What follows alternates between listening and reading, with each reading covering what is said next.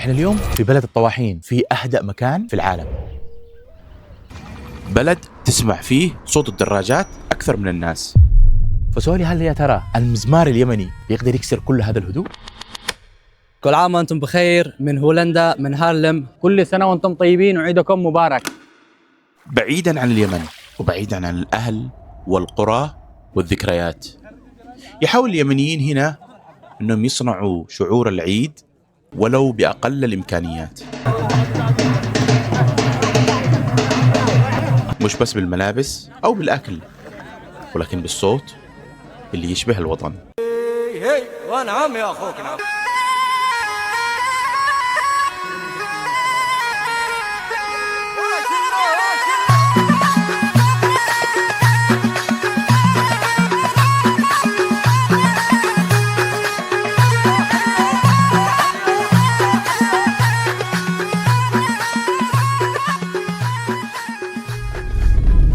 الغريب أنه أنت لما تسمع صوت المزمار هنا والبرع تشعر وكأن المسافة بين هولندا واليمن للحظة اختفت.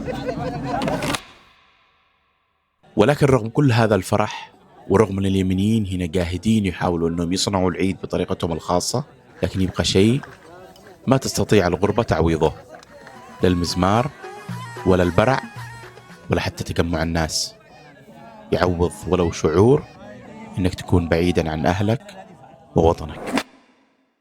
لكن ممكن هذا اللي يخليهم يتمسكوا بكل هذه التفاصيل الصغيرة، لأن المغترب ما يحتفل فقط بالعيد، ولكنه يحاول جاهدا أنه يحافظ على الجزء الأخير المتبقي منه.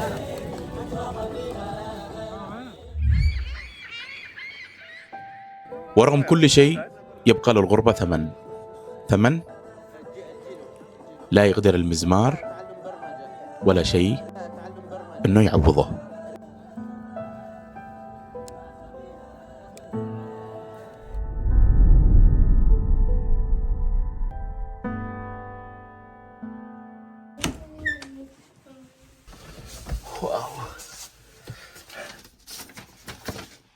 طبعا يا جماعة ليفربول هي في البرازيل. طبعا هذه تهنئة من أحد الجيران، وبتقول طبعا أتمنى لكم استمتاع. صراحة شكرا، صراحة الشعب الهولندي شعب لطيف جدا.